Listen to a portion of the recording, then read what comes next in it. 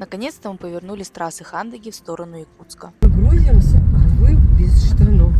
Самой яркой точкой маршрута стал Татинский музей под открытым небом. Ну, не было любви, как он не любил бы, любил очень много. Они еще и...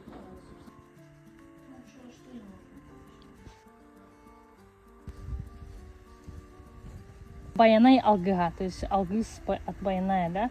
Копуту тутан, это значит, который, ну, убежавшего поймать, да? Курагатчы сюрюк, то есть быстрый быть.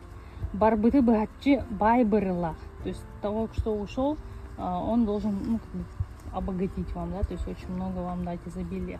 Тора то так то схован кулуда, то есть, ну, то есть, опять же, ну, со стороны пришедшего нужно, как, опять же, встретить хорошо, да.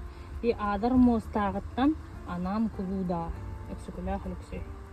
Алексей Алексеевич Колковский. Это он написал алгыз для баяная.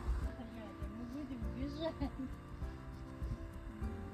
Старушка, как сказали. Мы решили полностью почувствовать это место. Разулись и прошлись босиком по траве. Какое же это было облегчение и невероятное ощущение связи с природой. Посмотрели экспозиции, посвященные старинному быту.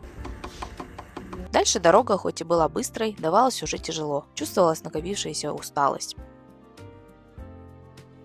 Посетили очередное кафе, которое нас удивило. Там, в тихом месте, нас ждал настоящий шедевр. На стене висела вышивка ручной работы. Это была карта нашей республики. Первым делом в Якутске срочно в душ, чтобы смыть дорожную усталость, а потом немного промчались по городу. И вот он финал. Дача Жанны. Нас встретила ее мама, настоящий ангел гостеприимства. Нам даже приготовили вот такой вкусный ужин.